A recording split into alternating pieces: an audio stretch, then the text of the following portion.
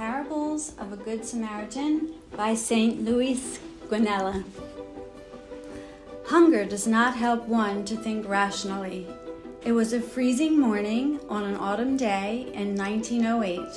Father Guanella was walking near the Peace Arch in Milan when he heard the most obscene words directed toward heaven. It was a coachman yelling at his horse. Though not in need of any coach, Father Louis approached the man and said, "Friend, do me a favor. Take me to Canola Street, number 11. The coachman could not believe his luck. He helped the priest get into the carriage, and by a quick crap of the whip, he ordered his horse to move. Seated at the back, Father Guanella could not refrain himself from taking a close look at the man. He was wearing a worn-out overcoat, a ragged hat, and clothes that had known better times. The man's face was crying out, loud and clear, that the last good meal he had was quite a long time ago. The coach was staying together by mere luck, and the horse was also unmistakably hungry. An old ragged blanket and was supposed to protect the poor horse from the cold, and it was hardly able to walk. Finally, they arrived on Canola Street, and Father Guanella asked the man, "Would you like to take a break and eat something warm with me? You need it. This miserable weather is bad for you. Come on in, both of you. Your horse, too, is in need of warm bran mash. Come on in, please." The coachman could not say no to the priest, who in the meantime was knocking at the door. A sister appeared. Her look was a bit bewildered in seeing a hungry horse, a hungrier man, and a smiling Father Guanella. "Here is a friend of mine who is in need of a meal.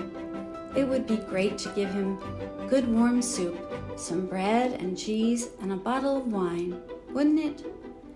He then summoned Mr. Trombetta, the maintenance man in charge of taking care of the house's donkey. "Andy, prepare a bucket of bran mash for this horse, please. You can see he's very hungry." Both Sister and Andy were surprised by the request, but they did what they were asked. Guanella and the coachman in the meantime approached the fireplace where a good fire was lit. It wasn't long before the horse had its meal, and the man was seated at the table, wolfing down soup, bread, and cheese. The hunger was truly great, and very quickly almost everything disappeared from the table. The bottle of wine went through a very slow death, and the coachman began an animated conversation with the priest. Finally, a satisfied smile appeared on his face.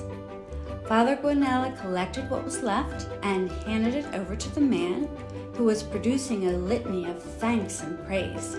He was in quite a different mood from the previous one when they had met.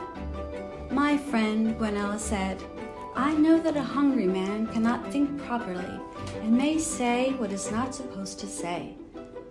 Make sure that you do not lose your patience in the future, otherwise you may lose your soul."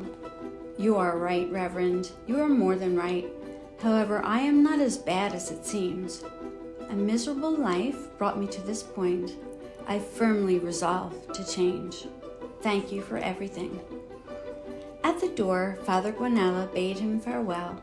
On his way out, the man asked a woman passing by, "Who is the priest living there? You do not know him? He is Father Louis Guanella, a saint, a man of God." "Truly he is. He is truly a saint," the coachman remarked.